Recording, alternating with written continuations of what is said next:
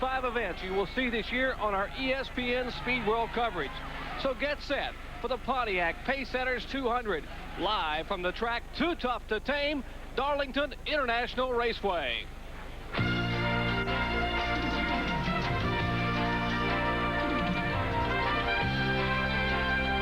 ESPN, the world leader in motorsports coverage, presents Speed World. We welcome you to the granddaddy of all super speedways for today's NASCAR Pontiac Pacesetters 200 from Darlington, South Carolina. It was an overcast day earlier today, but now it's a beautiful day for racing. The clouds have moved away. Temperature just about 71 degrees. It'd be hard to imagine if you get the competition any better than we saw it a year ago in the Busch Series. 14 different winners in a 31-race tour. But this year, one word and one word only describes the competition, and that is parity. Let's go down now for the 4 most famous words in motorsports, trackside. Start your engine. The 40-car field roars to life as the Busch Grand National Series drivers give a big smile. There's Jimmy Hensley, our pole sitter, a wave to the crowd as they get set to do battle here. 147 laps. And we said before, one word and one word only describes this field and what they have gone through at the beginning of 1991, and that is parity. Right, Benny Parsons? Jerry, parity might be an understatement. 6 races this year, 6 different winners. And the winners are scattered throughout the field. On the pole position, Jimmy Hensley won the fourth race of the year at Martinsville. Started 3rd, Kenny Wallace. He won the 5th race of the year at Volusia County Speedway. Dale Jarrett, who started 6th, won the 3rd race of the year in Rockingham. And back in 10th spot, there's Harry Gant. He won the 2nd race of the year at Richmond Fairgrounds Raceway. Now to find the winners of race 1 and 6, we got to go all the way to the back of the field where John Kernan is. Well, Benny, just how quickly fortunes can change. Last week, Butch Miller, the winner at Hickory, he will start the race from the 38th position. But the man who has the farthest to go to the front of the field is right here, sitting behind the wheel in this black number 3, Dale Earnhardt. He will start dead last on the field in qualifying on Thursday. He took the green flag. The engine started sputtering, so he pulled it into the pits. And as a result, will start dead last on the field. Now let's go upstairs to your host for the 1991 season, Dr. Jerry Punch. Thank you very much, John Kernan. You know, Dale Earnhardt is the winningest driver on super speedways in Busch Grand National Series history. 12 wins to his credit. But if he is to win number 13 here today, he will have to hustle. Now, Dale Earnhardt's been called a lot of things, but conservative isn't one of them. And Ned Jarrett joining us here again in 1991, our 2-time NASCAR champion and former winner here at Darlington. Can you afford to be that aggressive at this tough old racetrack? Normally not, Jerry, but if anybody can be aggressive and still win on this racetrack, it is Dale Earnhardt. He just seems to be able to go out and run as hard as he wants to and still not get in trouble that others get into. But this place, you really have to treat it with kid gloves all the time. It'll be interesting to see him coming up through the pack. Now, one thing they're going to have to watch here today is tire wear. The first 7 qualifiers broke the old track record here, and one thing that helped them to do that was a soft rubber compound that Goodyear has on the radial tires here today, but it wears the tires, and that's something they'll be very concerned with. Field passing down the backstretch. Let's take a look at our die-hard starting lineup for this Pontiac Pacesetters 200.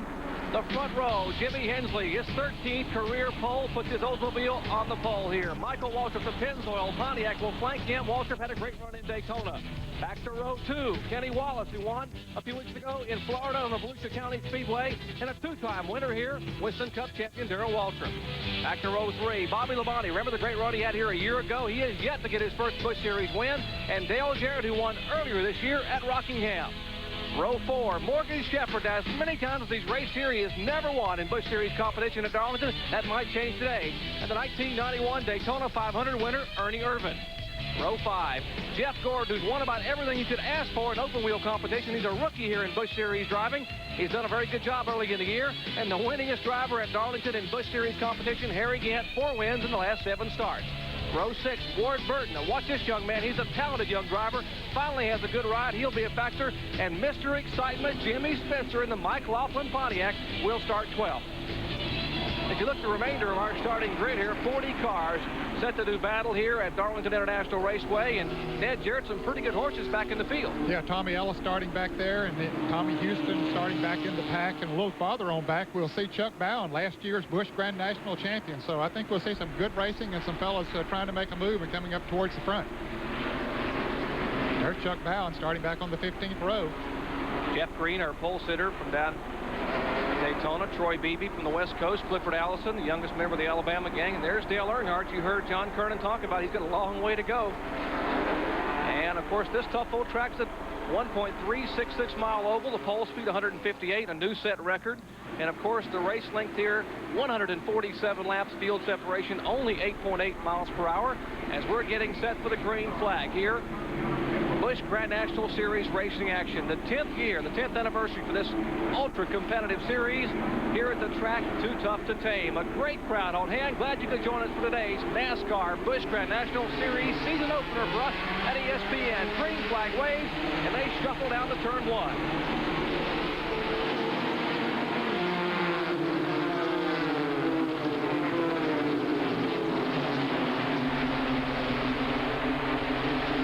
Earnhardt get 2 cars before he got to turn 1, and still side by side up front, Jerry. It's a standoff up front. Hensley has to fall back in line. It's one groove, and now Waltrip tries to make a move inside of Jimmy Hensley, so some of the veterans using their experience early on here at Darlington.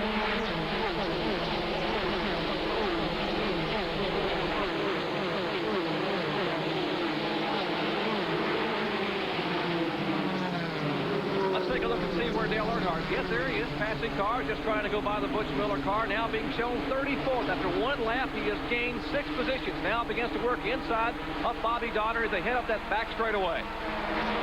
But there's a lot of racing, a lot of dicing going on in front of him. That's something he'll really have to watch on this racetrack, because if the car gets in trouble in front of you, there's just not much maneuvering room. As it goes by Jeff Green, let's check in with John Kernan on Dale Earnhardt. John? Jerry, Dale is not accustomed to starting from the tail end of the field. In fact, his worst ever start in a Busch Grand National race was 27th in the 1989 Goodies 300 in Daytona. But Jerry fought his way through the field there and wound up finishing 4th on that day. Well, currently he is now 28th, John, so he is making his way to the front in a hurry. But the people he's catching up there, trying to catch, there's Earnhardt, is this crew right here. Michael Waltrip and older brother Darrell. It's the Owensboro, Kentucky shuffle up front right now as the pole sitter Jimmy Hensley now rides back in third spot. Kenny Wallace, the youngster, younger brother of Rusty Wallace, in 4th.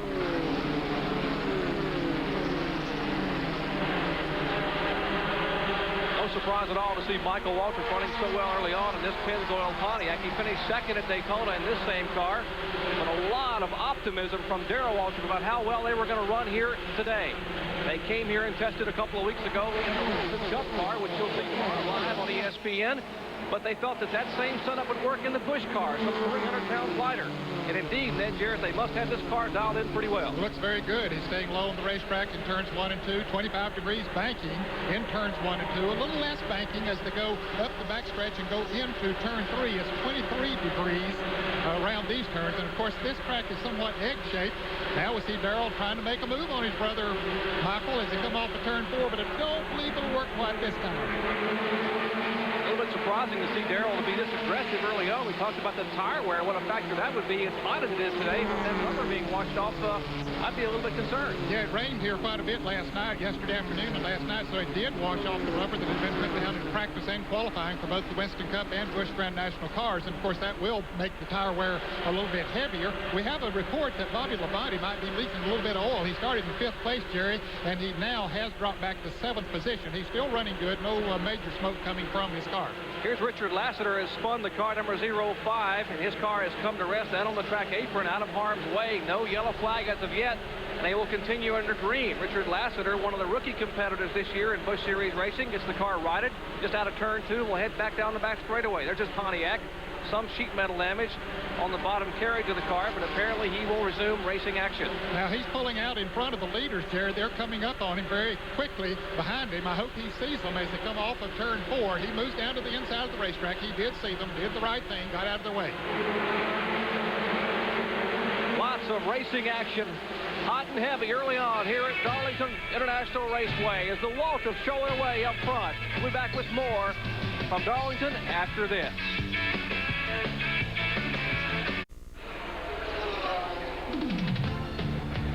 Glad you could join us this afternoon for stop number 7 on the 31 race, $4.5 million Busch Grand National Tour, the 10th anniversary for Busch Series racing, NASCAR style. Today's Speed World coverage of this Pontiac Pacesetters 200 brought to you by Quaker State. The Big Q is One Tough Motor Oil. By Ford and your local Ford dealer. Have you driven a Ford lately? And by Suzuki. Your Suzuki dealer has the ride you've been waiting for and the financing to get it. Action heating up here early on. There are the pair of Waltrips, Michael and Darrell, respectively, in the cars number 30 and 17. And they have pulled away a little bit, Ned, from that third and fourth place cars, about 15 car lengths. Well, Dale Jarrett, just this moment, as he went into turn 3, moved around Jimmy Hensley to take over the third position as they were battling for that position. Yes, it did.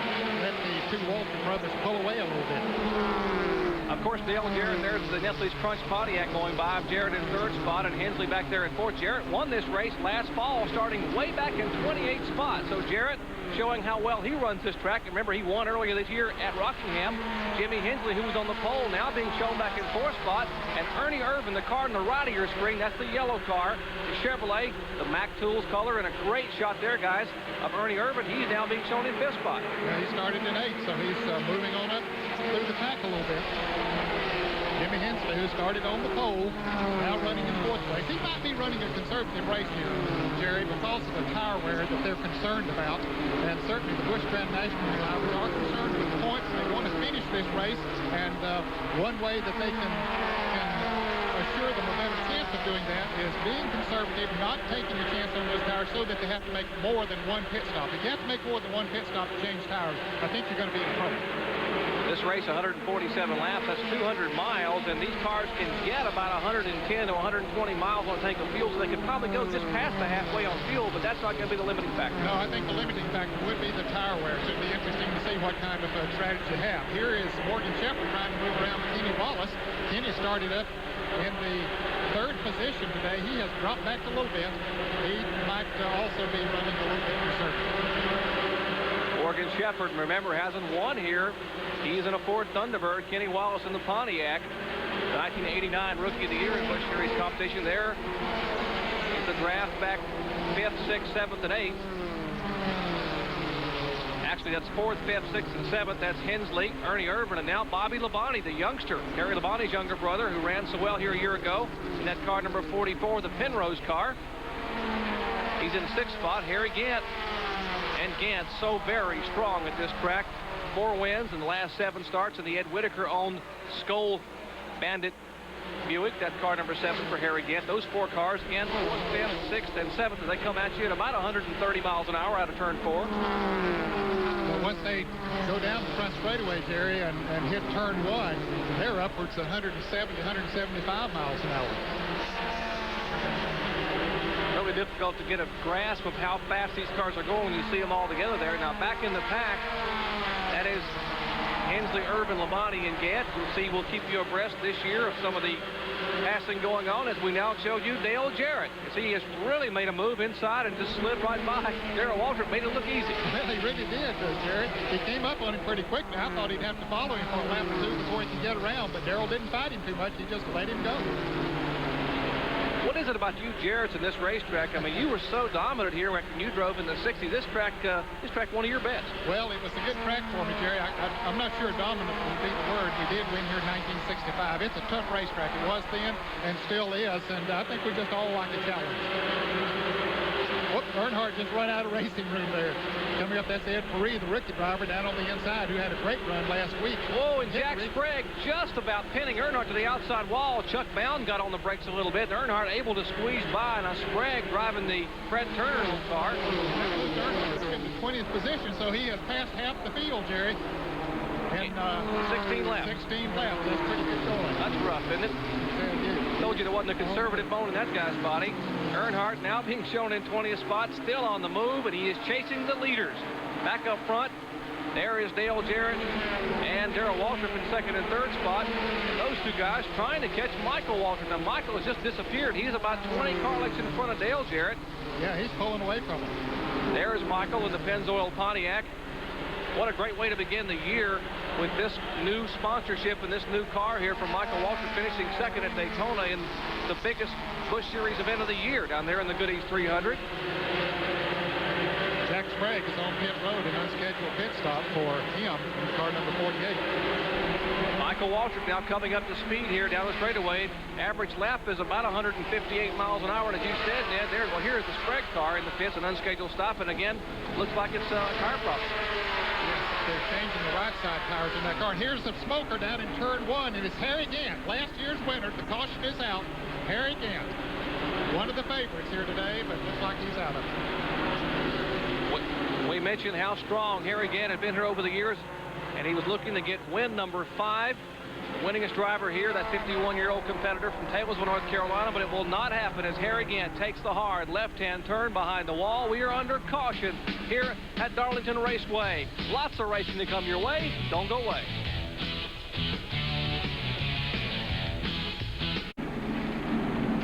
Back at Darlington International Raceway, still early here, just 20 laps complete of the 147 which make up this 200-mile event. Michael Waltrip showing the way, Dale Jarrett in second spot, Darrell Waltrip is third, then Hensley and Bobby Labonte in the top 5.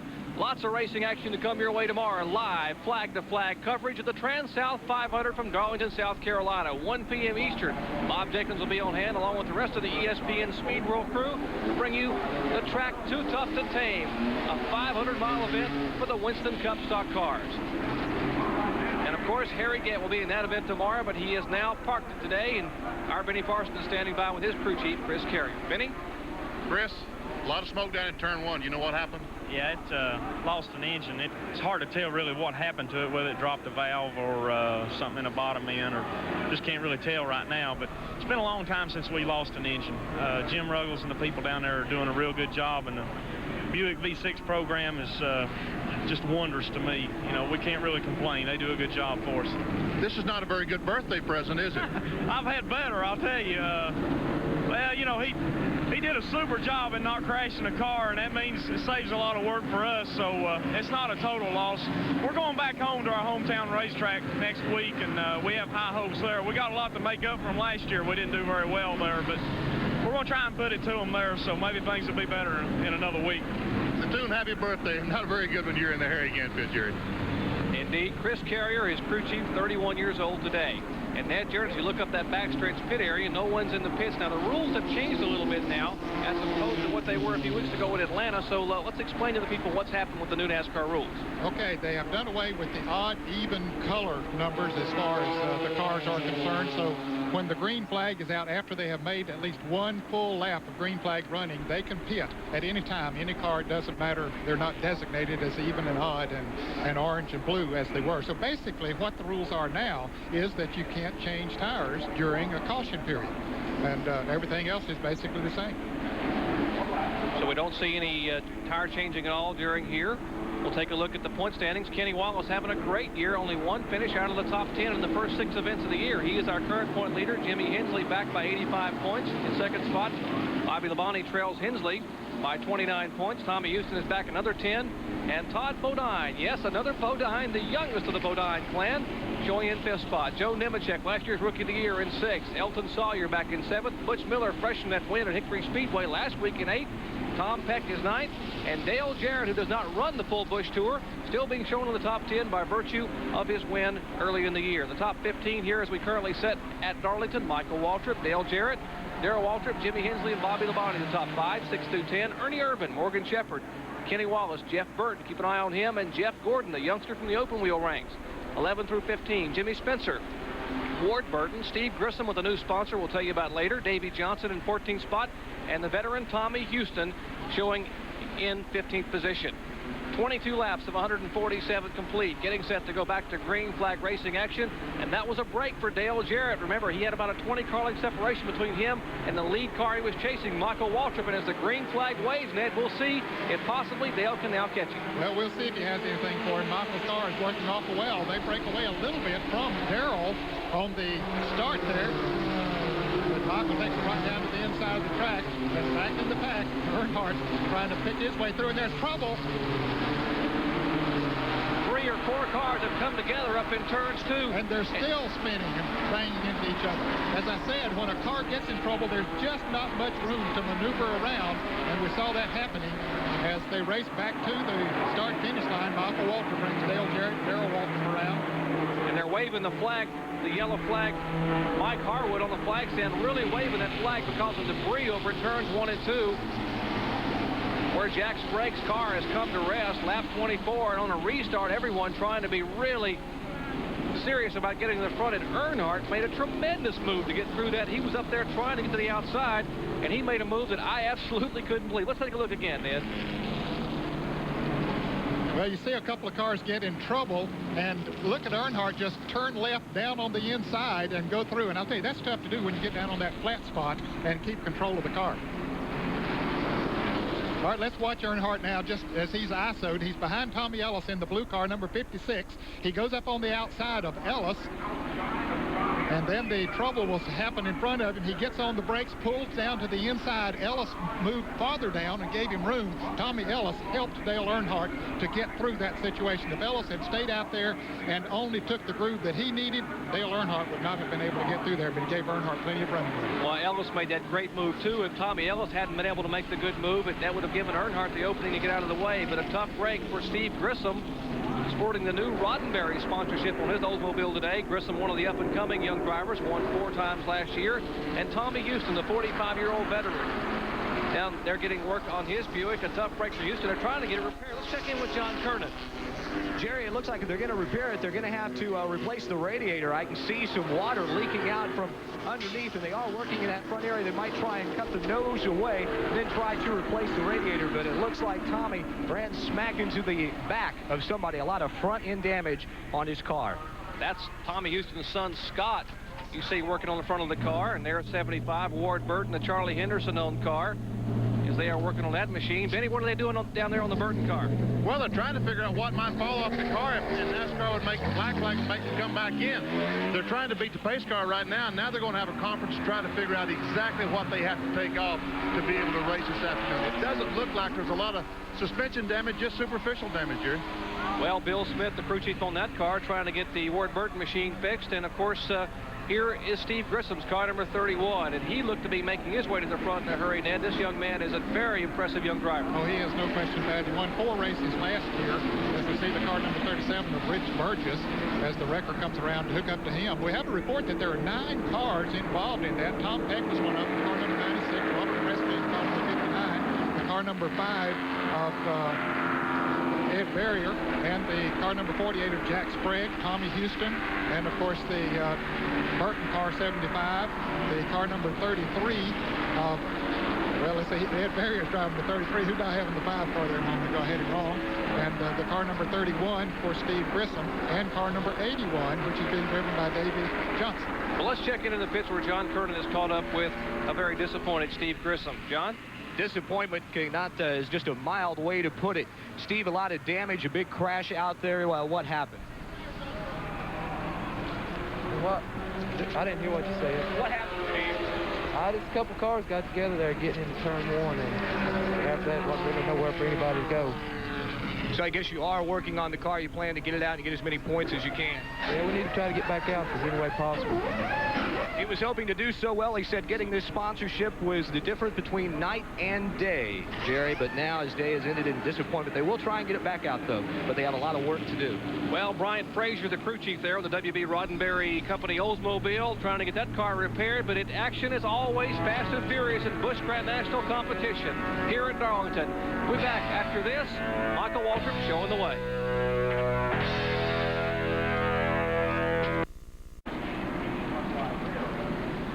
Still under the second caution flag of the day here at Darlington. Let's take a look at the top 20. Michael Waltrip, Dale Jarrett, Darrell Waltrip, Jimmy Hensley, and Bobby Labonte. 1 through 5.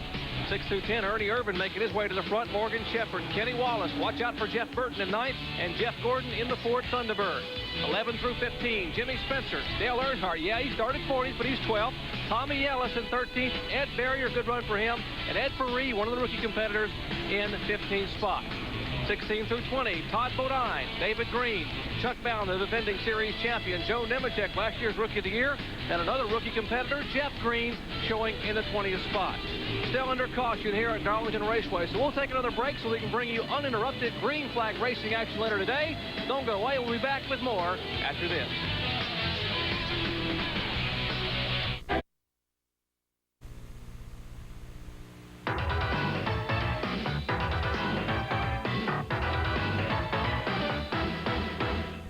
Track Facts are brought to you by Quaker State. The big Q is One Tough Motor Oil. You see, this is how you normally would roll 2 tires away. Some guy staggering along trying to get 2 tires away. You know, necessity is the mother of invention. Watch the Quaker State crew as he goes rolling those 4 tires away with the cart that's made to roll 4 tires. You know, again, invention. Back to you, Jerry. Maybe that makes it easy instead of having to roll them back. And we heard Vinnie Parsons in tremendous shape, huffing and puffing, running along beside those tires. Great job, Vinnie, showing us exactly how they do it in a hurry here. We are still under the caution flag for the second time today. A 9-car crash in turn 2. And Ned, let's just review once again the drivers involved in that collision. Yeah, we had car number 5, and we don't have a car 5 in the field, and instead was the car number 79 of Dave Resendez was involved in the crash. We also had car number 33, Ed Barrier, involved, but Ed is out on the racetrack, no problem. In fact, several of the cars that were involved have made repairs and are back out on the racetrack. Now, Barrier, we didn't see any damage on his car, so he might have just spun around, so he is okay. Tom Peck, who was one of the cars involved, car number 96, has made a pit stop on the backstretch and has changed tires, so he has been assessed a 2-lap penalty. There's the car number 33 of Ed Barrier, so you can see the car's in good shape. Well, let's take a look at what caused this caution flag and all the repair that's being done to the cars around the track. One car spinning, going into turn 1 there. A couple of cars trying to get on the brakes, but the field's so bunched up, Ned, with that restart, a lot of people had nowhere to go. They didn't, and the track is so narrow there. Now, sometimes they can go through that turn side by side, but everybody has to be very careful. But once the car gets to spinning, and you naturally cut down onto the flat spot of the track to the apron there, and when you do, the car will break loose. And you can see there's just not much room for anyone to go, and so that's why they kept on running in there and crashing. And the man we were following from the start of the race, Dale Earnhardt, starting back in about 20th spot now on this restart. He'd gotten to the inside and was going to try to make a move to the outside of Tommy Ellis, the blue car, number 56. Now, he goes to the outside of Ellis. Meanwhile, they're banging and battering up front. And Ellis makes the move to the left. And watch Earnhardt. Hard left is with Ellis. They just escaped that 9-car crash. That's 2 veterans going at it there, Tommy Ellis and Dale Earnhardt. They saw what was happening up in front of them. They got on the brakes, got their cars under control, were able to turn left and do so without spinning around. But basically, that's what they try to tell rookies, is what Dale Earnhardt and people tell rookies in the rookie meeting, is when you see an accident, Ned, what you try to drive through it. Try to drive through it, but the first thing, slow the car down as much as you possibly can to get control of it. Don't lock the brakes, because you don't have any control of the car if the wheels are locked. And that same thing applies on the highway. Dale Earnhardt now being shown in 12th spot. A beautiful day for racing here at Darlington. Don't go away. When we return, we'll have more green flag racing action.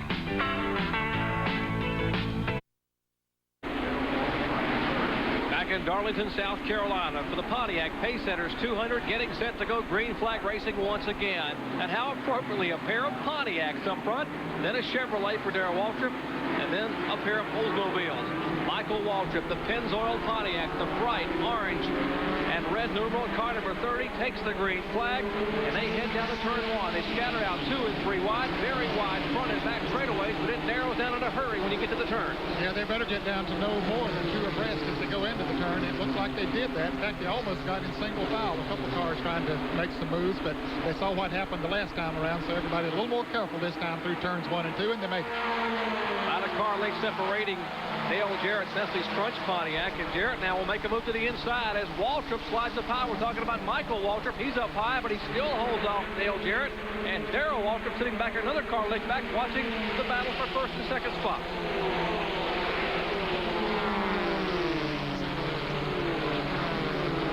Michael's car is really working good, Jerry. He did slip a little bit up there in turn 3, which allowed Jerry to get a nose under him, but he was able to pull it back down and stay there. That's a sign of a good working automobile. We'll see what Jerry can do this time. There's Earnhardt making a move around the Jeff Gordon car. And Dale Earnhardt now will take over the 11th spot. It's back up front once again. Dale Jarrett talking the rear of Michael Waltrip's car. Michael Waltrip has never won here at Darlington. Of course, Jarrett won last fall, and Darrell Waltrip has won here twice.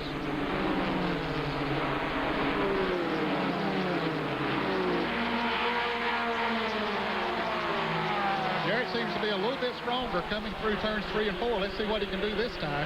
Well, he's not going to be able to do anything with him. He got out of line. There's Morgan Shepherd when his Ford, the Texas Pete Sauce's car. He was one of the favorites newcomers here today. Caution is out. Shepard brings it to the pits.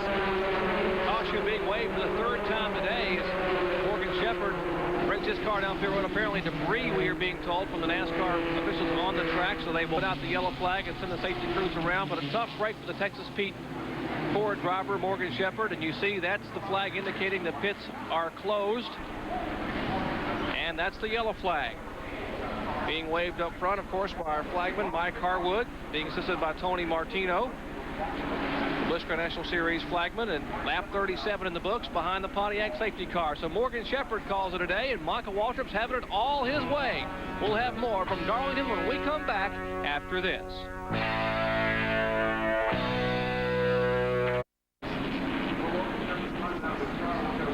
And debris on the racetrack here at Darlington. You see one of the safety workers there going out to pick it up and clean that racetrack. A lot of concern about tire wear here. You don't want to have to run over something on the track. Michael Waltrip has led every single lap, and we have had 38 of them thus far in this Busch Series event. Dale Jarrett finds himself in second place. Darrell Waltrip, two-time winner, here in third. Bobby Labonte, the youngster still looking for that first win, and Jimmy Hensley, the veteran driver, and another veteran making it back to the garage area. Tough break for the Roses Buick of Tommy Houston, 45-year-old competitor who won 4 times last year in Busch Series racing, but has yet to win in 1991.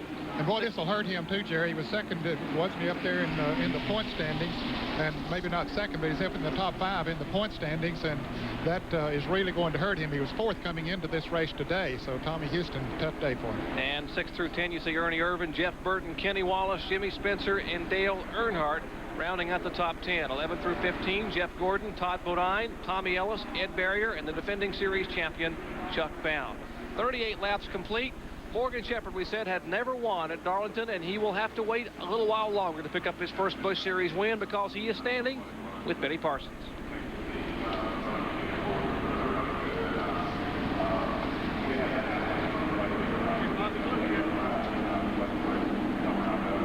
Morgan Shepard is now in there talking to some of the other folks at the racetrack. Morgan, had the Ford going pretty good. What happened? Well, it's going real good, Benny, and it's a shame the Texas Pete Southern Virginia Ford was really running good today. I was just sitting there abiding my time. The handling was so good on this car that I wasn't going to really push it until maybe up, 75 miles into the race, but something happened inside the engine. Something happened. Who's the best car out there right now? Have any idea? Well, you won't really be able to tell right now because the track doesn't have enough rubber laid down. Michael's leading the race. He looks strong, but Dale Jarrett runs good here, and I say when the racetrack gets slick, Dale will be probably the car to beat. Dale Jarrett or Earnhardt? Dale Jarrett, not Earnhardt. Ned, that's good news. Well, it is. Yeah, that's nice to hear from a veteran driver who's raced against him quite a bit. But I think Dale Earnhardt also might be tough for this thing's over. I think he'll be a factor. We might mention Morgan Shepard will start 23rd tomorrow in the Trans-South 500. He will be driving the Bud Moore Motorcraft Ford, and you will see every single lap live flag-to-flag coverage here on ESPN tomorrow at 1 o'clock. And we have a great one for you today, working the 3rd caution flag of the afternoon. As a result of debris on the racetrack, Harry Gann has called it a day. Remember, he had problems early on, had an engine failure. As the green flag waves, we're back to green flag racing once again. Sort of snuck up on them a little bit. Then the driver's waiting for that green flag to come out, and now they hustle down to turn 1. You see Kenny Wallace back there making it 2 abreast. That's the black car with the green lettering on it, the current point leader. He's right behind Jimmy Hensley in the blue car, number 25. As Michael Waltrip in the yellow car leads Dale Jarrett up the backstretch.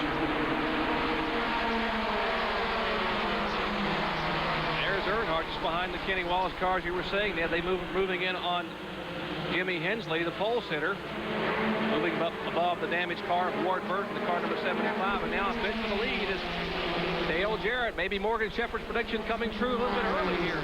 Jarrett just can't quite squeeze enough bottom of the racetrack to get around Michael Waltrip. Michael has a lot of horsepower down the straightaway. So does Jarrett, but he just couldn't muscle quite enough that time to make the pass. Some of the drivers we mentioned that are out of the race: Gant, Steve Burgess, Jack Sprague, Morgan Shepard, and Tommy Houston. And of course, behind the wall, Steve Grissom. I should say Rich Burgess, the former NASCAR Dash Series driver. He is at the park today, the car number 37. Jerry, we see the blue car, number 96 of Tom Peck. Now, he is 2 laps down, but we mentioned that he changed tires during the caution, and that's what got him 2 laps down. He was in that spin down there, and so with those new tires, not taking anything away from his normal ability to run, but the new tires are certainly helping him. He's up there trying to get one of his laps back, but now Dale Jarrett trying to take the lead. Dale Jarrett will try to have some room coming out of turn 4. Walter, remember, awfully strong. He jumps back in the throttle and forced Jarrett by 3 car lengths here at the stripe. Well, I tell you, that's tough to do when you get all the way into turn 4, is to keep the car down there and get the traction that you need coming off of that turn, because when you get out there, that wall is looking you straight in the face when you go to turn square left, and it's awfully hard to stay down there and be able to stay on the gas all the way. And also, Ned, with these V6 motors, Dale Jarrett has to be bogging it down a little bit, trying to get the car cut to the bottom of the track in turn 4. Yeah, he's pinching it a little bit there, no question about it. And as you say, the V6 engines, they don't have the horsepower, of course, that a V8 would have, but they do produce a tremendous amount of horsepower with just 6 cylinders. Michael Waltrip, Dale Jarrett, then comes the lap car of Tom Peck. No slouch himself. He was the highest finishing Busch Series regular at Daytona, finished 6th, and then Mark Thomas on car number 96. He is there trying to get at least one of his laps back. And there's a 27-year-old Owensboro, Kentucky product, Michael Waltrip, and of course Dale Jarrett. Driving the Nestle's Punch Pontiac, he'll be in the Sitco car and the Wood Brothers car tomorrow. He's beating Michael through turns 3, but he just can't get enough momentum to beat him off of turn 4. Now, talking about Tom Peck, you know, he was a dirt track champion from up in Pennsylvania before he came into Busch Grand National Racing. He told me last week, I asked him, why did he always run so well at Darlington? He said, well, you know, he runs better on the big tracks. He thought he would run better on the short tracks, but he said the big tracks, you have to set the car up loose, sort of like dirt track racing. He said you sort of slide them around. That surprised me, but it's working well for him. And once again, that's Dale Jarrett's favorite spot. He just keeps trying, but Tom Peck is on his rear deck there. He doesn't have to worry too much about Tom. He knows Tom's a couple of laps down, but trying to make a move around Michael Waltrip. Darrell Waltrip, third place car, he's right behind Tom Peck. That's the Western Auto colors. Back and forth is Bobby Labonte. As Darrell now doing a little bit of getting his car a little out of shape coming out of turn 2. And here is Dale Earnhardt. He is currently being shown in the 8th position. Taking a look at where he started back in 40th. Now here at lap 45, being shown in 8th and trying to move in on Kenny Wallace in the car number 36, a Cox Wood preserving car. Here comes Ernie Irvin on the inside of Bobby Labonte. Labonte had tried to make a pass on Darrell Waltrip going into turn 3. He had to back off, and that cost him because Ernie Irvin got up the side of him. Now he's going to lose that position, and here comes Jimmy Hensley. He might lose another position.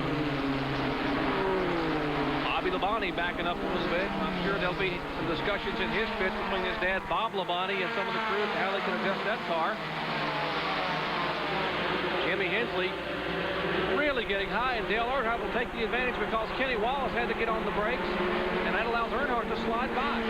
Maybe a little bit of intimidation there, Jerry. When you see that big black car coming up there, and although these guys have raced against them quite a bit, but not nearly as much as some of the Western Cup drivers, and that might be a little bit intimidating. No, he wouldn't do that when he did. Earnhardt bobbing and weaving a little bit, trying to get this car gathered back in. Let's take a look again just moments ago in turn 3. Now Earnhardt trying to make a move inside of Kenny Wallace. Yeah, and he got the left wheels down on the flat spot, but he was able to hang on, just drove on around. Kenny had to get off the gas, made the pass. And he keeps sawing them off one by one. Logs keep falling off the wagon, as they say, and Earnhardt is headed toward the front. 50 laps complete, 147 comprise the Pontiac Pacesetters 200. Here's Tom Peck trying to move on the inside of Dale Jarrett. Jarrett has dropped back a little bit. Michael Waltrip has pulled away from him, so I don't know if his car's getting a little bit loose or what the situation is, but Michael is definitely pulling away from him. Trouble in turn 3. A couple of cars have come together over there. That is the Todd Bodine car, along with Jimmy Spencer. Spencer, the green car to the left of your screen. Bodine is the white car with the red number 34. Those cars came together, did a tremendous job of keeping those cars from spinning. They both got door to door and tagged the wall, and Bodine brought his car back under control, as did the veteran Jimmy Spencer. They did a great job, Jared. They certainly did on this racetrack to be able to get them back under control. It looks like they're on a half-a-mile track out there sometime, the way they're dicing around. Todd Bodine is going to be another great young race driver, as his brothers Brett and Jeff. Of course, Jeff Bodine on the pole for tomorrow's Trans-South 500 here. There's There's Tommy Ellis right behind Todd Bodine in the car number 56, the Lewis Cooper Motorsports car. And here again is that little shunt up in turn 3. Boy, they got sideways. That's the car number 34 of Todd Bodine, and he does a great job of getting that car straightened out. And Jeff Gordon did a good job of avoiding it going down on the inside of the car number 1. And Michael Waltrip is off the pace. Dale Jarrett is taking the lead. Michael Waltrip, our leader from the drop of the green flag, has led 52 laps, is now slowed, and now seems to be catching back a little bit. But no, apparently he doesn't quite have it. Apparently, we would guess they had, what, lost a cylinder? Yeah, I believe he's lost a cylinder, Jerry, because he seems to go through the corners okay, but when he hits the straightaway, he just pulls down and lets the cars go on by. Well, his engine builder, Mike Fryer, just about builds them bulletproof because this car was so strong earlier in the year. Finished second at Daytona, won last spring at Dover, Delaware, but this car suddenly slows. You see the yellow car to the left of your screen now suddenly slowing. He pulls to the inside, and of course, Dale Jarrett takes the lead. Let's check in the Michael Waltrip pits with Benny Parsons. Bill, what's wrong with the car? You got a miss in the engine. Think it lost the cylinder. The car was running so good. Yeah, the car was running really well. He started off, the car was a little bit loose, but he said it wasn't nothing he couldn't handle until the first pit stop. I guess the day's over. This is nothing you can fix, right? No, nothing we can fix. Really not worth it. Not the points or anything. Not worth it to fix it and go back out. Another disappointment down on the Michael Waltrip pit, Jerry. And Darrell Waltrip can't be real happy right now either, Benny, because he just got passed for second place by Bobby Labonte. The Penrose Firecracker-sponsored Oldsmobile for the youngster Bobby Labonte. He takes second spot away from Darrell Waltrip. I think he has the fastest car on the racetrack, Bobby Labonte, car number 44. He ran great at Rockingham this year. Thought he had the race won. There's Tom Peck trying to get one of his laps back. He's been on the inside of Jarrett. Looked like he tried to go to the outside that time, but look at Labonte coming up on him. A lot of insiders thought Bobby Labonte would get his first ever Busch Series win here this week. We'll answer that question and more when we come back to Darlington after this.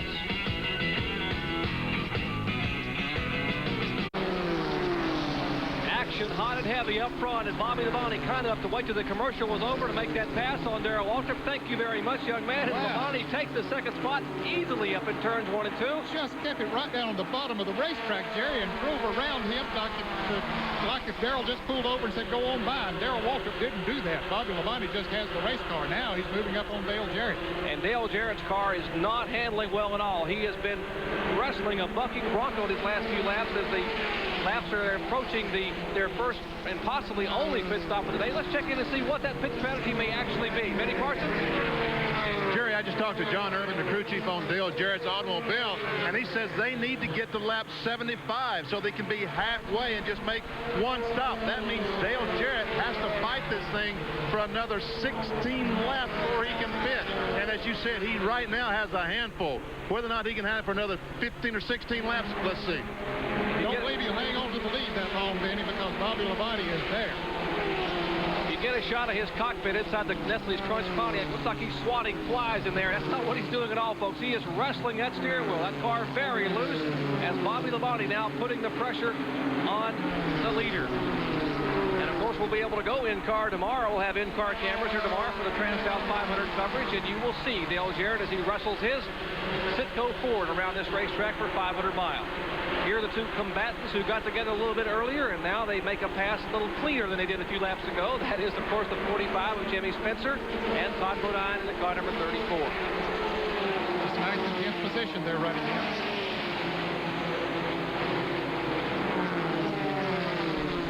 Up front, Dale Jarrett amazingly able to hold off Bobby Labonte. We know Labonte's car must be considerably stronger than Jarrett, but the track is very, very slick. And, of course, Earnhardt now will take the 5th spot. Dale Earnhardt being shown in the top 5 on the leaderboard for the first time today. And where's the 4th place car? Well, right there is the car number 10, Earnhardt's good old buddy, Ernie Irvan.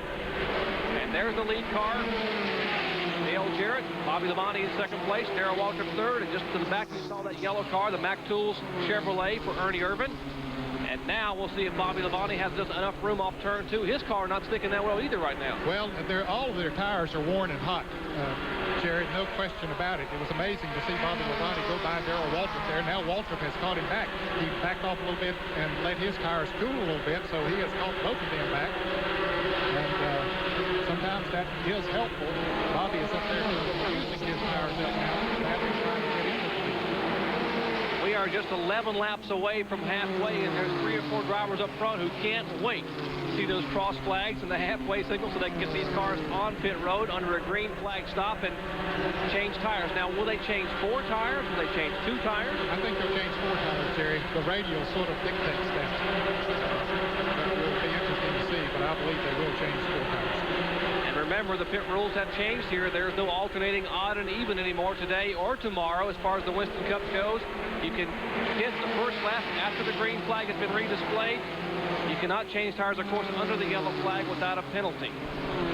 These drivers not concerned about caution flags right now. They're waiting to try to get these cars on the pit road and get them dialed in. That'll be 1 stop and 1 stop only. Fuel, 4 tires, and it's all up to the man who sits in that seat with those seat belts on to take the car to victory lane. Now, if the fans are wondering what happened to Tom Peck after he passed Jared a little bit ago, he is driven away from him.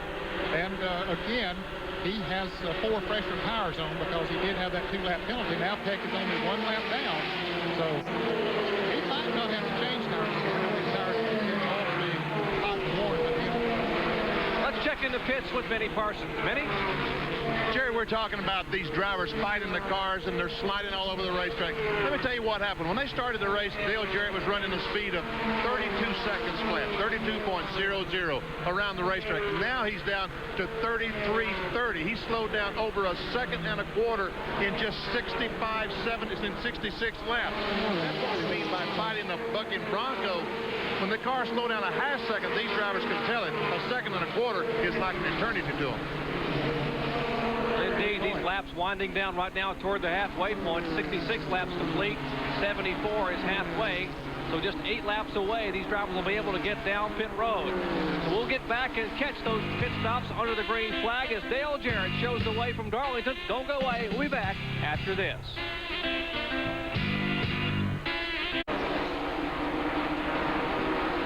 And there is young Natalie Jarrett, of course, Dale Jarrett's young daughter. She's got to be smiling, pretty happy that Dad's leading the way here at Darlington. There's his Bob Kelly. And we're beginning to see pit stops. Darrell Waltrip could not make it to halfway.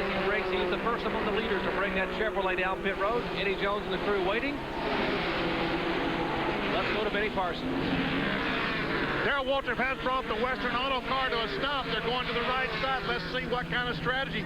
They're also beating up the rear spoiler, trying to put a little bit more weight on the rear end, a little better grip, also making a chassis adjustment. The right side has changed. They're bringing the jack around. They will change 4 tires. And it sounds like the car has stalled. Now they've got it fired back up. Also a chassis adjustment on the left side. So making a huge chassis adjustment and 4 tires on the number 17.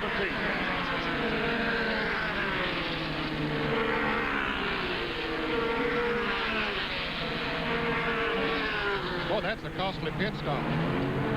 Over 37 seconds for Darrell Waltrip. Most of these drivers would hope to do that in about 24 or 25. Now, Kenny Wallace made a pit stop at the same time that Darrell Waltrip is, and Kenny is still in the pits. They had a jack problem on his car, so Kenny Wallace, the Busch Grand National point leader, still on pit road, losing a lot of valuable time. Now he finally gets scored. That pit stop had to be at least 40 seconds. He went 2 laps back. And a tough break for Kenny Wallace, the car owned by, of course, brother Rusty Wallace. Tommy Ellis is spinning out on pit road. Tommy Ellis has spun out. He came into his pits, locked the brakes, and around he went. And now he's spinning around the other way to try to get back so the crew can go to work on that car. That cost the former Busch Grand National champion a lot of time. And now Bruce Page and the rest of that Lewis Cooper crew will go to work on Tommy Ellis' Buick. There is the former national champion, likable young man from Richmond, Virginia. A tough break for him coming down. They're pitting way up toward turn 4, so a lot of speed on those cars, a lot of momentum, hard to get them slowed down. See them working. They will likewise change 4 tires. So Darrell Waltrip has been in. His pit stop, 37 seconds. Kenny Wallace came in. They had a jack problem. He lost 2 laps in the pits. And now another veteran has trouble. Tommy Ellis. His car spun on pit road. It'll be halfway this time by for our leader, Dale Jarrett. There's Dale Earnhardt, who's now being shown in 3rd spot. The cross flags going up for Dale Jarrett. There's the Pontiac. I expect Jarrett to be coming in this time, Jerry. I don't know. We'll see. Because he had said this morning, Ernie Irvin is in the pits. So is Jimmy Hensley. David Green coming in. We'll see if the other leaders come in this time around. Jarrett goes into turn 3 as we watch the work on Jimmy Hensley's car. Bobby King and the crew now changing tires on the Don Beverly-owned Oldsmobile. Dale Earnhardt about to come into the pits. Jared and Bobby Labonte stays out there. So as Hensley's car gets serviced, changing now left side tires, we see Dale Earnhardt's car make an entry on the pit road way up toward turn 4. Let's go to John Kernan. John? Crew going to work on the right side of the car. Now, you might say, hey, this looks like Dale Earnhardt's Winston Cup crew out there doing the tire changes. But no, this is his regular crew. But they have taken a few lessons, if you will, from Dale's Sunday crew. And they say it has helped them tremendously. The right side already gone. Lefts are going off. The jack went down. Now they're having to jack the car back up, losing some time. It looks like the jack might be broken or malfunctioned. There's a little the fluid in it maybe has leaked out just a bit. Now he is down, finally away. A pretty good pit stop, but he did lose just a little bit of time here in the pit. And Dale Jarrett's in the pit. 51-year-old John Irvin and the rest of that crew now begin to work on that car. You see Earnhardt now having got his 4 tire changed. Let's go to Benny Parsons. They're changing the right side, coming around to the left side. Very good stop on the right side of the car. The windshield has been cleaned. John Irvin has cleaned off the grill. The car is almost stalled. It sounds like the carburetor. They're having some trouble with the left rear. Lynn Wood is changing the left rear, having all kinds of problems. They now have the thing on in the car, and the car is stalled. They're pushing the car. He fires the way it goes, but a terrible, terrible stop for Dale Jarrett. We'll see how he stacks up back on the racetrack. That was a long pit stop, a little over 29 seconds, Benny, and that left rear is really what hurt him there. So that'll cost him some time out on the racetrack as he goes around Butch Miller, as Butch goes into the pits on the backstretch. So we'll see how they stack up once they made those green flag stops. And here is Bobby Labonte, the 26-year-old driver from Corpus Christi, Texas. Now his dad, Bob Labonte, will get ready to make the service on that car. Here is, of course, Michael Waltrip, our early leader, who had the mechanical trouble and slowed down. Let's check in with Benny Parsons on the Bobby Labonte stop. Benny? Once again, they're changing the right sides on this car. I don't know if they're going to change the lefts or not. Bobby has the car running. The second can of gas is going in. The jack is coming around, and yes, they are going to change 4 tires as well. Jeff Troxler has the jack under the car. It's up. Looks like a pretty good stop so far. The car is still running. Everyone has been stalled in the car trying to leave. The car goes away. Good stop for the Bobby Labonte crew. 27.8 seconds then. There's smoke coming out of the right front fender. Well, there was, especially when he was jacked up there, Jerry. I don't know if maybe a little oil was spilling on a header or something. I don't know what the problem was, but it doesn't look like as he goes out of this that there's any problem with it. So we'll see once he gets up to speed. There is a smoker on the racetrack, car number 75 of Ward Burton, smoking going into turn. There's that smoke that we're talking about on Labonte's car. I believe that might be just a little oil or something spill over on the header while they're stopped there for that pit stop. See, once he pulls away, you don't see the smoke. Well, I'm sure he heated those brakes up a little bit, too, coming down pit road. The car's coming down from speeds of 160 miles an hour to try to get the car stopped in the pits. And let's check in with Benny Parsons, who was there for the pit stop. Benny? Jerry Punch, there's some water coming out of Bobby Labonte's car. It's on pit road. Now, whether or not it's too much come out for the car to overheat, we don't know. We'll go down and check with Bob Labonte. We'll get back with you. Well, that answers the question. Thank you very much, Benny Parsons. So a possible overheating problem. Wouldn't that be a terrible shame? Because Bobby Labonte has been so strong at tracks like Darlington and Rockingham and some of the intermediate tracks at Dover, Delaware. And he has yet to get that first Busch Series win. But it's not over yet. If he just keeps that car maybe out of race traffic, he'll have a good shot at getting a win today. Well, Jerry, the fellow that's leading this race is Robert Presley, who was involved in a spin earlier in car number 59. He came in for gas and to check on that car then, so he can go a little ways as far as gas is concerned, so he hasn't made the green flag pit stop yet. Robert Presley we're talking about. Robert Presley, the car number 59, and of course his dad Bob Presley for many years, one of the toughest competitors you ever wanted to see on the short tracks of western North Carolina and eastern Tennessee. There's Dale Earnhardt now moving around. Remember, they are getting a laps back because they have been on pit road. They have all lost a lap, and so Earnhardt just now getting back in the lead lap. 82 laps complete of 147, which comprise the Pontiac Pacesetters 200. Robert Presley showing the way as a lot of fans enjoying the beautiful sun here in the racing action at Darlington.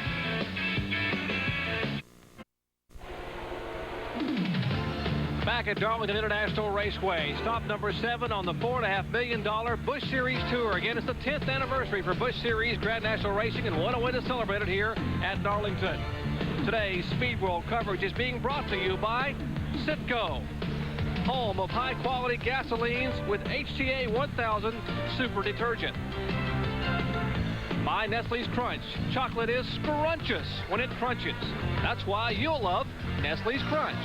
And by Busch Beer. Head for the mountains of Busch.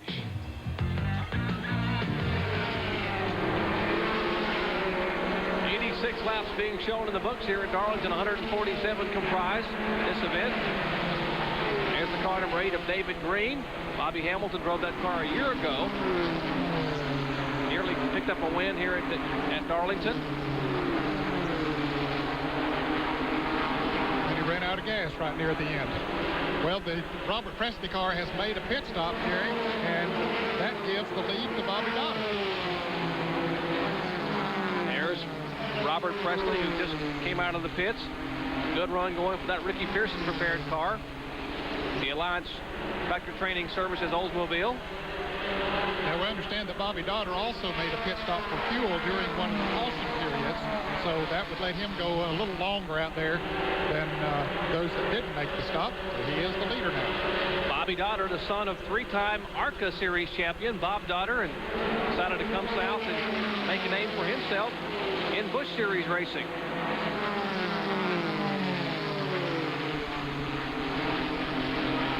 Oh, the car going very high. Came pretty close to that wall, Jerry, as he went into turn 1. In fact, it looks like he might be slowing down, is he? Yes, he is. As Robert Presley goes by, he might have just, no, he didn't slow down for Presley to go by. He's off the pace. He might be coming into the pits. He might be running low in fuel. So if he does, then that would put Bobby Labonte back into the lead. Well, apparently the tire is just going away now for Bobby Donner, who made that pit stop early during one of the caution flags. Remember, you can't change tires, but you can add fuel. And now he decides to come down off the track and go get some fresh rubber. Let's check in and see what the tire wear situation really is with Benny Parsons. Jerry Punch, you and Ned Jarrett talking at the beginning of the show how important tire wear was going to be today. These tires start with 4.5 30 seconds. This is the right rear off Dale Jarrett's car. You see the 2, that's how many 30 seconds there is left. So the tire is more than half worn out, but the race only has halfway to go. So I don't think tires are going to really be a problem today. Well, Goodyear having done their homework. Remember, they're running the radial tires here for the first time as we watch the Bobby Donner pit stop, and there's the leader, Bobby Labonte, in the car number 44, Jeff Burton, another good, impressive young driver. Remember Jeff Burton's win last year on ESPN up in Martinsville, Virginia? What an exciting young man he was, and he is going to be a great one. Talking about Jeff Burton and the Armour Food Line sponsored Chevrolet, the car number 99, but Bobby Labonte, the Penrose Firecracker Oldsmobile, and young Bobby Labonte got married last Friday a week ago, we should say, and spent his honeymoon at Hickory Speedway. There's Dale Jarrett, second place car. Won that race at Hickory last week, and he decided to go ahead and have a honeymoon. Went to Hilton Head, South Carolina for the first couple of days of this week, and now came back to Darlington. What a way to celebrate his wedding, maybe picking up his first Busch Series win ever. That just shows how much these fellas love auto racing, Jerry. Now, not that more than he loved his bride, but, you know, let's keep them close together, breaker in right, you know, because he's going to be in this business for a long time, and he might as well get a broke in right. But the crew now kidded him, Ned, because he got married on Friday, and he didn't make the field at Hickory on Saturday. He had to take a provisional starting spot, but he just chalked it up to fatigue, he said. Okay. And there's trouble or a smoker down in turn 1 and 2. Looks like Elton Sawyer, the car number 27. A lot of smoke out of that car. Waltney Meeks' car, and the caution flag is out. Waltney Hot Dogs, he advertises on the Buick number 27. Tough break for Elton. And he had been running awfully well, and he brings that car, the A.G. Dillard-owned car, Elton Sawyer. Good-looking young man, and he got married earlier in the year to Patty Moise, another race driver, back in Jacksonville, Florida in the fall. We are under caution for the 4th time today. Caution flag being displayed for the erupted engine in the Elton Sawyer car. 93 laps complete as we're winding down. Can Bobby Labonte hold off Dale Jarrett and pick up his first ever win? Well, we'll try to find out when we come back.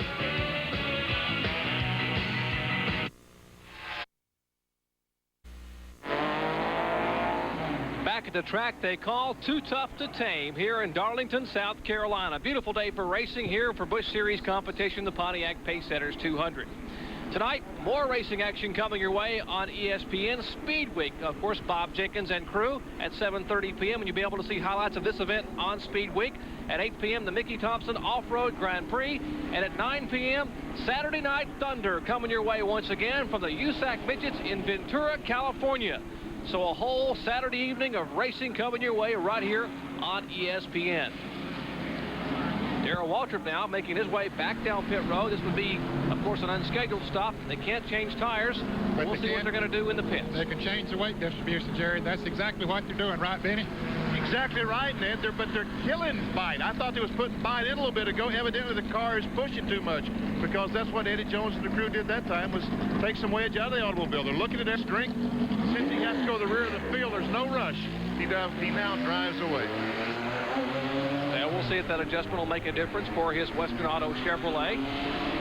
This is the car that remember Darrell was injured back last fall and couldn't drive, and Greg Sachs took this same car here and put it on the pole at Darlington. Had a shot at winning it, had an engine problem just a few laps from the end of that race. Dale Jarrett came on to win from starting back in 28th spot. We are still under caution here at Darlington, South Carolina. Bobby Labonte holds off Dale Jarrett and Dale Earnhardt, as well as Ernie Irvan. That's the top four. Fifth is Todd Bodine. Don't go away.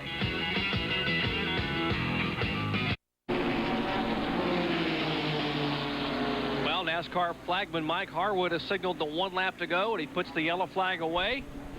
Tony Martino there with him, hands him the green flag, and you see this tremendous crowd on hand to watch this Pontiac Pacesetters 200. Bobby Labonte, our leader, Dale Jarrett, Dale Earnhardt, Jimmy Hensley being shown as the 4th place car now. They've readjusted the lineup a little bit, and Ernie Irvan is the 5th place car.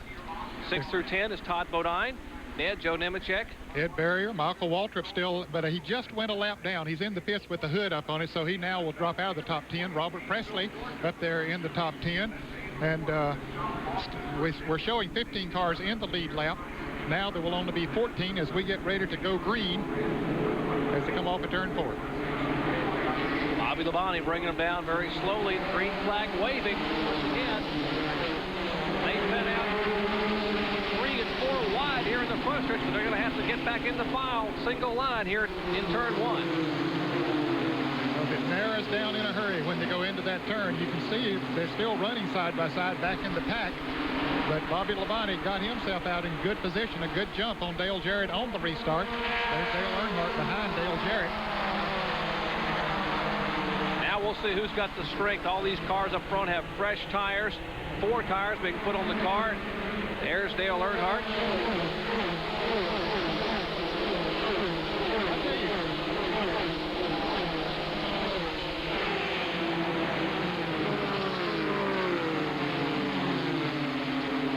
There was a near miss, Jerry, back in the pack as that's Troy Beebe in the car number 9, yes. And Cecil Eunice in the orange and green car. Those 2 cars nearly coming together last lap in turn 3. And Darrell Waltrip was right behind him as he tries to make his way back through the pack after making that pit stop.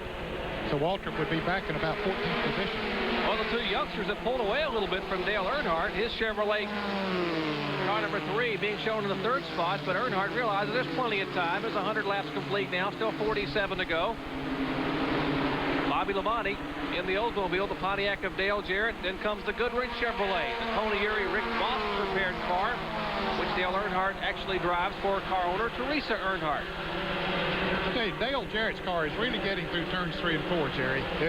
When he was racing with Michael Waltrip, that seems to where he had the advantage earlier in the race, and now he has caught Bobby Labonte again, and he did most of it through turns 3 and 4. And the fans may want to wonder, well, why isn't he getting as well through turns 1 and 2? But this track is totally different. Turns 1 and 2 is much narrower and banked a little higher. You can't set a race car up on this racetrack where it gets through all the turns good. You got to sacrifice one place or the other. Most drivers would rather that their cars work good through 3 and 4, and they'll wrestle with them through turns 1 and 2 because it's not as long and the banking is a little bit steeper there.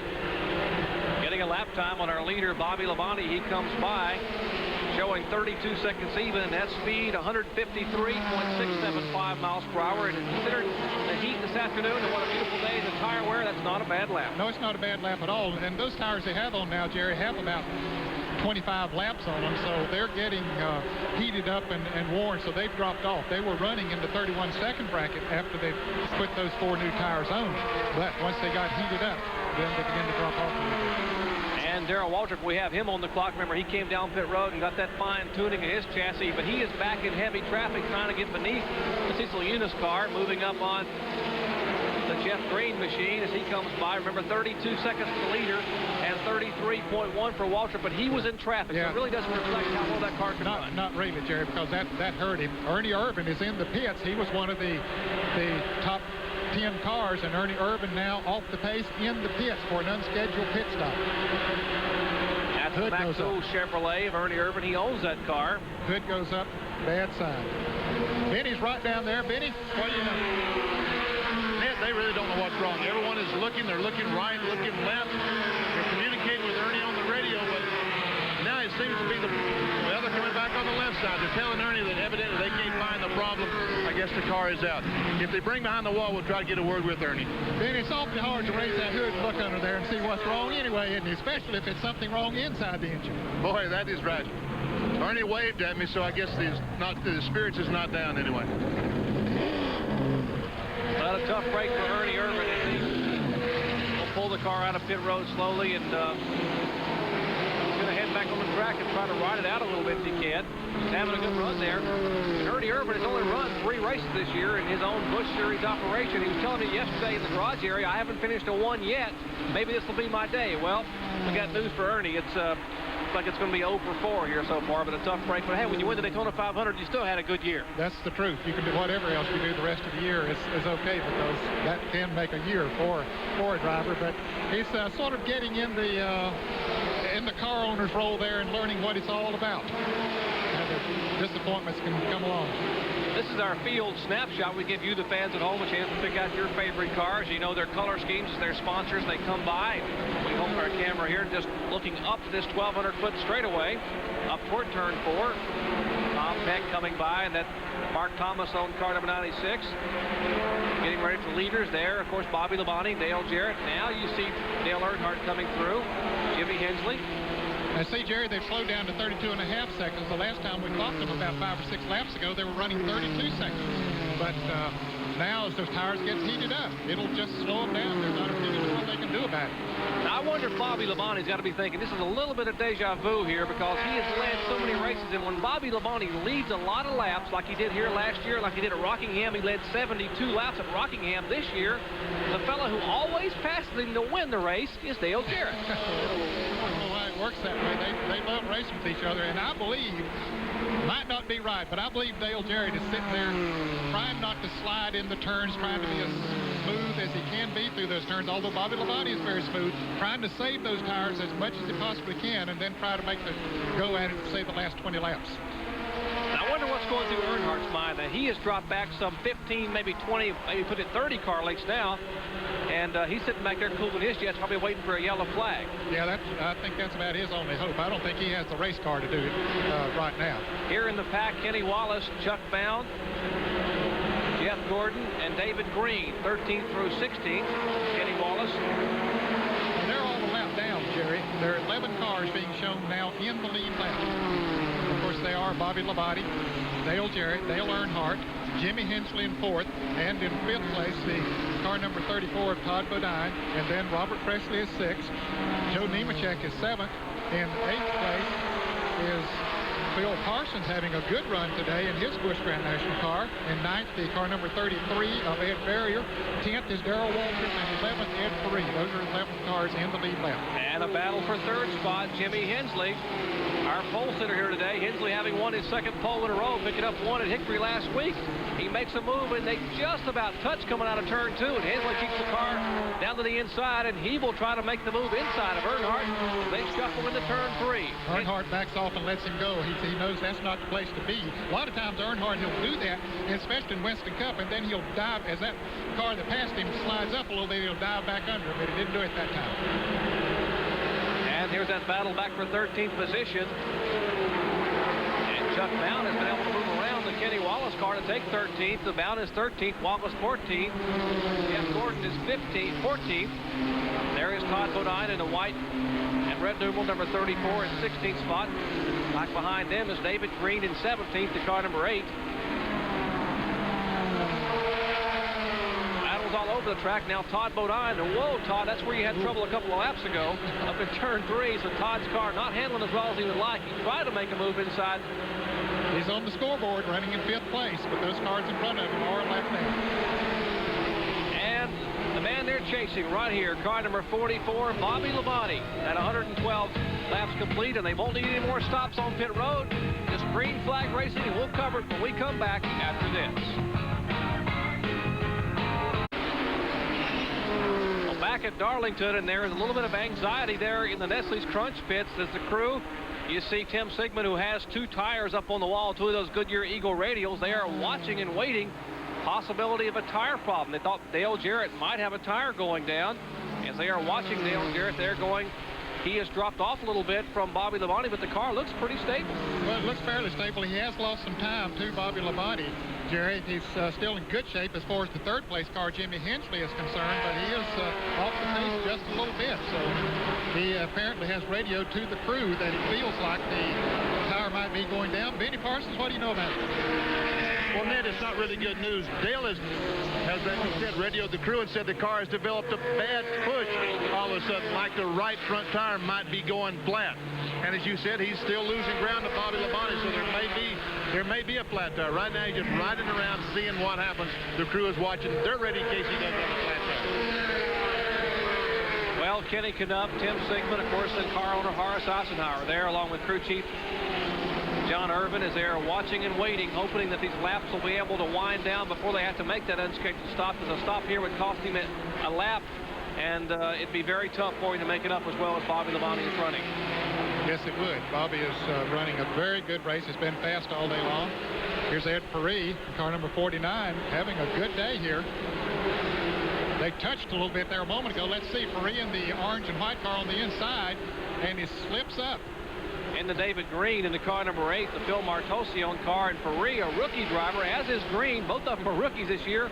Did a great job. Ed Perry coming off his best finish, actually equaling his best finish in Busch Series history. He finished 5th last week at Hickory and almost won that race at Hickory. Yes, he did. Had a very good run there. He's currently running in the 10th position. David Green, who he was trying to pass there, is 1 lap down, running in the 17th position. Back up front, Bobby Labonte in the Penrose Firecracker Oldsmobile. He is the leader, and we'll back out and show you the differential between he and there is Dale Jarrett, who continues to drop back. Jarrett in the 2nd place car.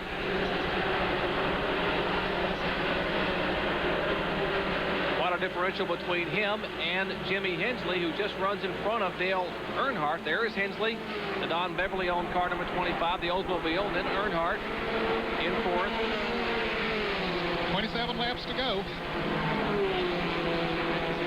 So, can Jarrett hang on? Earnhardt there running in 4th place. It's Bobby Dotter in the car 08, who led for a while, but then made a green flag pit stop, and that has put him out of the lead lap. Bobby Dotter hanging with him, though. He's got some tires on his car, and the car holding right there with Earnhardt. There's the car number 99. That's Jeff Burton. He's being shown in 12th, 1 lap down. Looking for our 5th place car, that white red numeral car number 34. That's Mike Swaim in the Marvin and Brett Thaxton-owned car. And there's the car number 34 of Todd Bodine, our 5th place car. Bodine, great run for him, and 27 years of age, the youngest of the Bodine boys.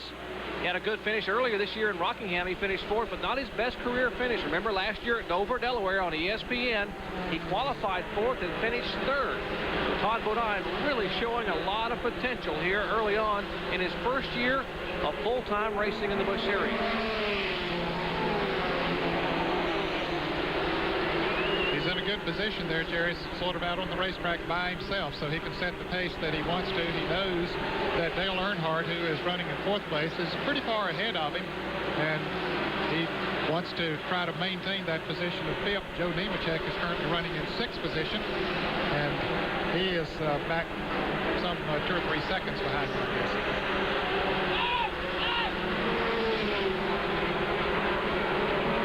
getting out of shape. Richard Lassiter again. Remember, he spun early in the day. The caution flag didn't come out for his spin in the same place almost off of turn 2. Almost identical. He gets it going again as he did earlier. The NASCAR officials, of course, are watching him. He's just looking for an opening there that he can pull the car around. It looks like he's headed the wrong way down on the flat part of the track. He backs it up now so it'll have a little better angle at it. And our leader was right behind him. Let's see, here's Bobby Labonte just coming into turns 1 and 2, and right up in front of Labonte, Richard Lassiter, the 25-year-old rookie from Little Rock, Arkansas, brings the car down off the track. He did a good job of getting the car off the main racing groove so he wouldn't come back up in front of the leaders. Spins the car, keeps it out of the wall, but he loses a lot of valuable time. No yellow flag. Was glad to see him move down to the inside of the track, Jerry, out of his way. I'm sure that Bobby had an anxious moment there and said, please don't come back up in the groove. And sure enough, he went on out of the way. Well, they were kidding Bobby Labonte last week because he got married and didn't make the field. He's going to make up for it. Went on his honeymoon, came to Darlington and said, I think I might get my first win. After all, I got another mouth to feed now, so I got to make a little money. So Bobby Labonte doing a tremendous job here, looking to pick up his first ever Busch Series win. And if he does, he would become the 7th different winner in 7 races so far this year. 7 races and 7 faces. Parody, as we said at the top of the show. Benny Parsons did it so well, and John Kernan in the pits. Ed Jarrett here in the booth, and I'm Jerry Punch, bringing you live flag-to-flag coverage. Our field snapshot of these Busch Grand National Series cars as they come out of turn 4. The clock on our lead cars. He hustles off the turn 1 and 2. Give you a chance to pick out your favorite driver. There's Jeff Gordon going by. Dale Jarrett's beginning to gain a little bit again on Bobby Labonte. Maybe he figured out that tire wasn't going flat. I don't think he would put out a decoy there and slowed down a little bit and let Bobby think that he was going to have a problem and then save those tires for the end of the race. You don't think he would have done that? No, he wouldn't have done. He wouldn't do anything like that, Ned. He didn't learn from one of the best at all. 155.6 miles an hour, a little over 31 and a half seconds as one car showing a lot of smoke in turn 3, but Bobby Labonte leading the way here in Darlington as the laps are winding down. Just 20 laps to go. Great crowd on hand. Don't go away.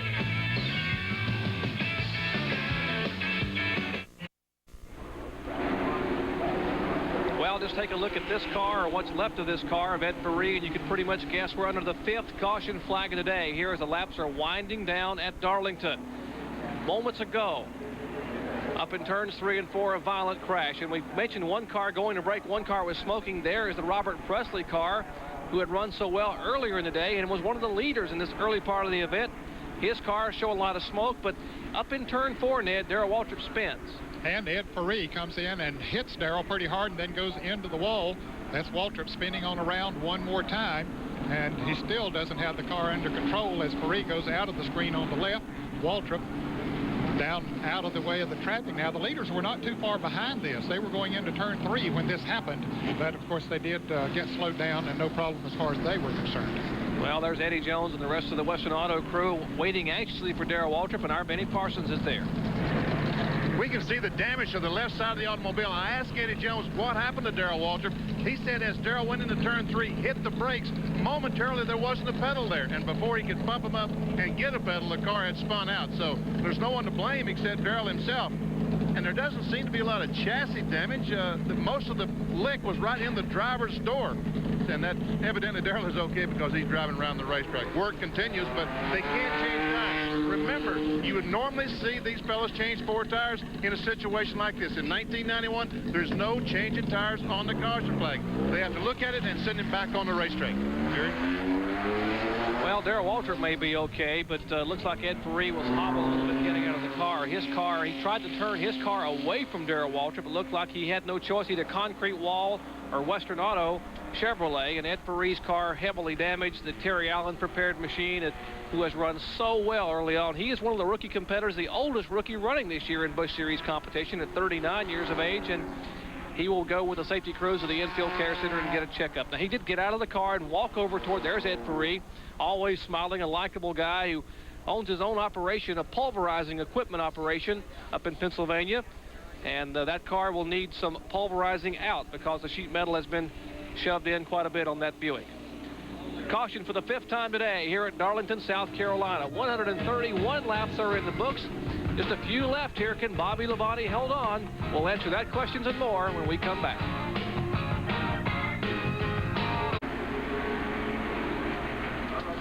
Laps winding down, just 15 to go here at Darlington. Bobby Labonte trying to hold off the charge of Dale Jarrett, Dale Earnhardt, Jimmy Hensley, and Todd Bodine.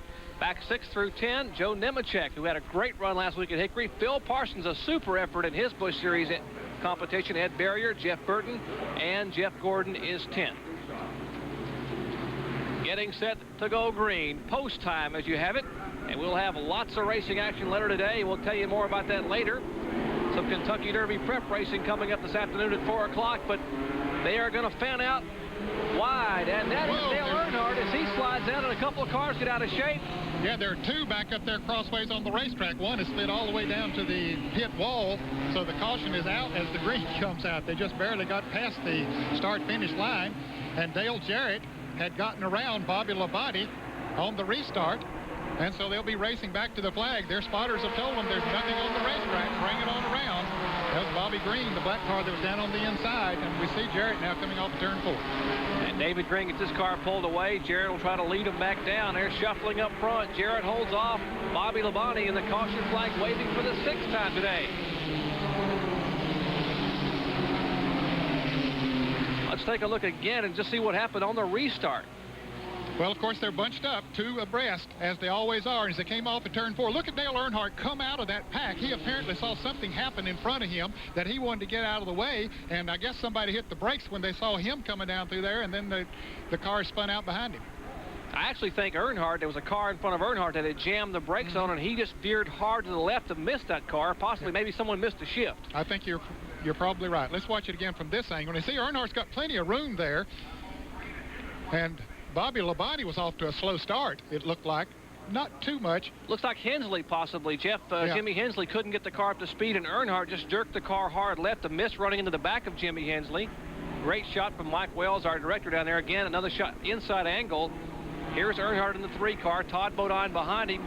And see, they're coming up to speed, and Hensley's car doesn't come up to speed very well. Well, there wasn't much of anywhere he could go. I still think Jarrett was Bobby Labonte that didn't get off to the good start. Jarrett couldn't go anywhere, and then as a result, Hensley couldn't go anywhere. And Earnhardt had that momentum because he was back about 2 car lengths and had built up some momentum, so he had to take evasive action. And frustrations for Cecil Eunice in the car number 19, and David Green, who was a rookie competitor, is a rookie competitor, and you see David Green, that car not exactly in racing configuration right now. The Phil Martosione car, and Kip McCord and the rest of that crew will go to work on that Oldsmobile, but a lot of heavy damage. Yeah, and I believe the panhard bar might be broken on that car, Jerry, or something, because it looked like the body was sort of weaving back and forth as he came down the pit road. They're back there working on that part of the car. He slammed passenger side first into that concrete retaining wall, which separates pit road from the front straightaway. Hopefully we'll be able to get a clean restart. Remember, Dale Jarrett able to get by Bobby Labonte. Bobby said, hey, I've read this chapter of this book before. Every time I have a shot at winning, and here comes this Jarrett guy with this Nestle's car, and but it's not over yet. 135 laps, 12 to go as we get set for the green flag once again. Green is waving here at Darlington. Bobby Labonte's off to a slow start again. His car, I don't know if he's having to start in 4th or what it is, but his car is just not getting a good start. And that cost him the lead the time before, but now he's got her going. And you'll watch him come up through there, and that's the red car there's a lap car between them, the car number 99 of Jeff Burton, but here comes Labonte. It didn't take him long once he got it going to take off, but Jarrett has about a 10-car length lead over him. Dale Jarrett now, there's the differential between him and Bobby Labonte.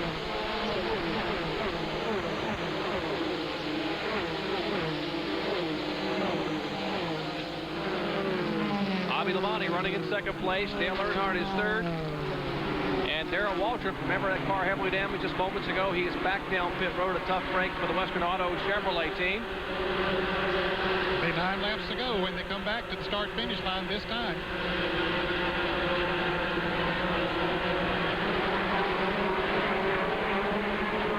Bill Parsons, that's the white car with a number 29 on the side, the bright orange number 29. He is now being shown in 4th place. So a great run for Phil Parsons with 9 laps to go, and he's moving in on Dale Earnhardt. Yes, he is. That's an impressive run for Phil Parsons in his own automobile. He works on that car and builds it himself, and really having a great run here today. I know that makes him feel good, especially after the way things have turned out as far as West Cup ride is concerned. Bill Parsons doesn't have one. Bill Parsons trying to get a little bit of confidence back, and with the kind of run he's having today, he'll definitely do that. Parsons now trying to make a move, moving in. A couple of car lengths separating him and Dale Earnhardt. There's Todd Bodine, the 5th place car number 34. Bobby Labonte now is moving in on Dale Jarrett up front.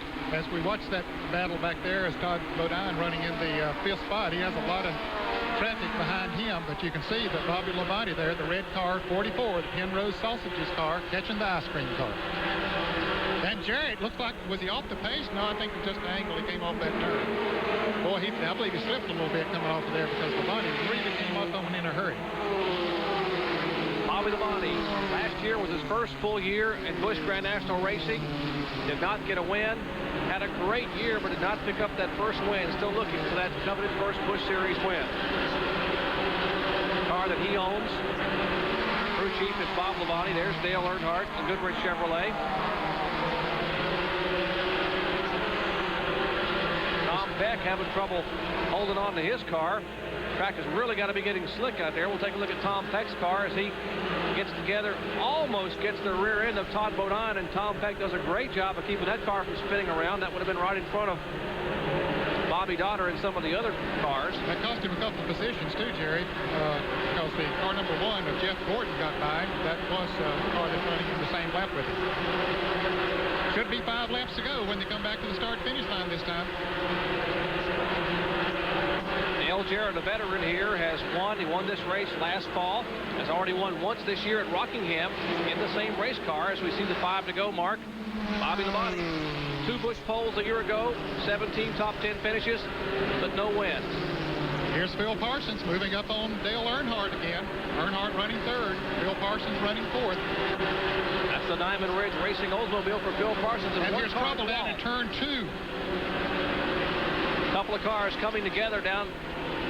That's Clifford Allison and the car number 33 of Ed Barrier. Some caution being shown, and they race back to the caution flag out of turn 4, and Dale Jarrett will get the advantage at the caution flag. Only 4 laps to go as we are showing caution for the 6th time today. 2 cars coming together down in turns 1 and 2.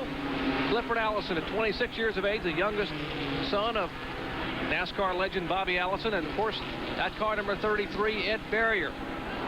Quite a bit of damage to the rear of that car, Jerry, and it looks like quite a bit of damage to the right side. And the track is pretty well used up. You can see as they got into the turn, it looks like they were in that shade going into the turn. The Barrier car might have got up against the wall, and Allison just really didn't have much of a place to go. He got with him there and just couldn't get broken loose.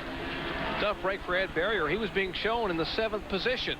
There's a look at Ed, 2nd generation driver, son of Max Barrier, former noted modified competitor. He was being shown in 7th spot in the John Fayroe Racing Machine, car number 33, and then of course the Garner's Preserves Oldsmobile. But his day is over.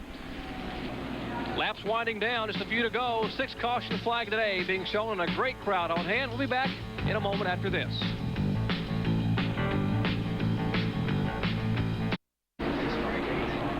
Back in Darlington, South Carolina, still working the 6th caution flag of the day. Dale Jarrett being shown as the leader. Bobby Labonte in 2nd place. Earnhardt is 3rd. Phil Parsons running 4th. Good run for Phil. Todd Bodine holding down the 5th spot. 6 through 10 is Hensley, Nemechek, Jeff Burton in the car number 99. Jeff Gordon, the youngster. And Tom Peck is the 10th place car. 145 of 147 laps complete, waiting for the white flag. And let's go down and check in the Dale Jarrett pits with Benny Parsons. Well, everybody's congratulating John Irvin as the winner. John, it's over, isn't it? Well, Benny, as I said last time we won at Rockingham, it's not over till the fat lady sings, and I don't think she sung yet.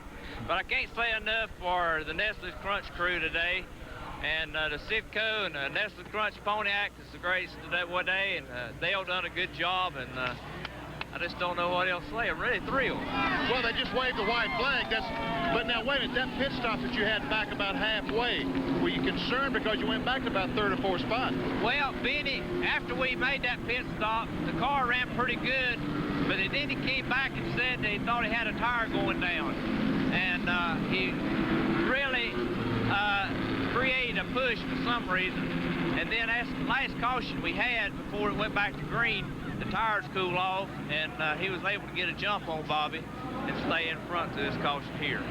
The fellow that just came down and shook John Irvin's hand while he was talking to me was Bob Labonte, the crew chief on Bobby's car. Let me say this, Benny. About a month ago, we had this same situation, and I went down a while ago and told Bob to slow down a little bit and give us a chance. He said, I remember a month ago, but I really thought it was going to turn around this fine for him. You thought he was going to win instead of you got rocked in there. That's right. Well, the winners are down there telling jokes, and the losers are grinding their beer, Jerry. Well, I tell you, we talked about deja vu again for Bobby Labonte, Ned, and young Bobby Labonte, he's going to get that first win sometime, but it isn't going to come today. And what they refer to, folks, is the Rockingham Busch Grand National Race, where Bobby Labonte led 72 laps, and only to have Dale Jarrett run him down and pass him just a handful of laps in the end. And Dale Jarrett went to victory lane, and Bobby Labonte did not. And again today, as they wave the checkered flag on the Pontiac Pacesetters 200, and yes, they have rights to celebrate down there in the Nestle's Crunch pit. Car Sassenhauer there getting a big hug as the car owner. Congratulations, your young son does it for the second time this year. Well, thank you, Jerry. It's good that he is the first driver to repeat as a winner in this tough Busch Grand National Series. And you know, this is only the second race that I have worked on a broadcast that he has won. The other one was last year here at Darlington. Well, apparently that's an omen. Now you're going to work one tomorrow here where they go at it for 500 miles, the Trans-South 500. Of course, our entire ESPN crew, and it could be an omen. Well, who knows? He does run this track well. I'm real proud of him for the way he drives this racetrack. Waving at his fans, a tremendous crowd on hand. A beautiful day for racing. Had some rain showers come through here last night, but the temperature's supposed to approach almost 80 degrees here in South Carolina, central South Carolina. That's the location of Darlington, just north of Florence, and this tough 1.366 mile track. We'll hear from the winner and more when we come back as the Pontiac Pacesetters 200 is history and Dale Jarrett wins it. Don't go away.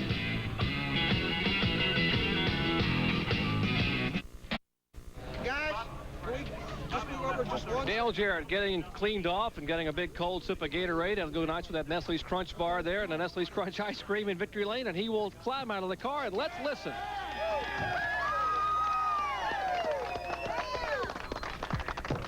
Let's go down to Benny Parsons with the happy winner.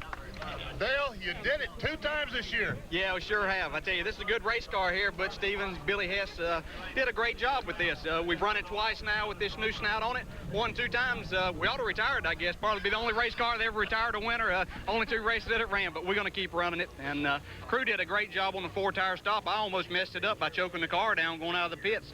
But, you know, things just went well. The car was awfully good. Bobby Labonte was strong. He's going to not let me beat him one day. You know, he's not letting me now. We're just doing a good job, and that's an awful talented race driver, that kid is.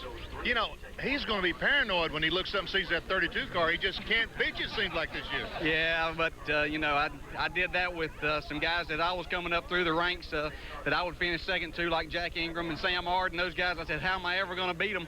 But eventually it comes around, and he'll have his day, too, and I'll be wondering one day when he's going to quit winning. But, Dale, congratulations. Let's go down to John Kerner. He's with Bobby Labonte. Thank you, Manny. Bobby, Dale Jarrett just said that one day your day is going to come, but he's in victory lane right now. A little bit disappointed, but losing those races to him, it's got to be a little frustrating. Well, you know, it is, but, you know, Dale drove a great race. He jumped us on that restart, you know, when I had to race back to the line. I just didn't have enough off the get-go, but, you know, finishing second to him and third to all these other guys, Dale and all them, well, then that's just still a victory for us in the Busch Series. So, you know, I'm happy with it. We won it first, but our Penrose Oldsmobile, we'll just get up there, I guess, one of these days.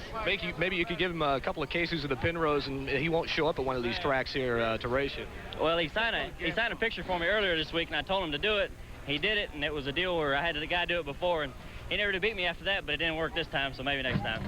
Okay, a second place finish for Bob Lubani. A third place finish for Dale Earnhardt. Dale, talking with Tony Urey, your crew chief, he said you might have just been a little bit out horsepowered there toward the end. I think it was a little bit low on horsepower, but the car got just a little bit loose too, and I felt like I could run a little better if I was a little tighter, but a little loose getting in 3 and a little loose in the middle of 1 and 2. But coming from 40th, that ain't too bad. You know, we didn't get in any trouble and dodged a couple wrecks. Pretty happy with the day for the Goodrich Chevrolet. You did have a couple of close calls out there, and Tony told me it was a little bit of luck and driver skill. Well, there's a lot of luck, really. But we did dodge a lot of the wrecks, and we come from way back, so we're pretty happy with it. We've, you know, ran these races about 4 races this year, and we hadn't finished any worse than third, so we're in pretty good shape. Good finish.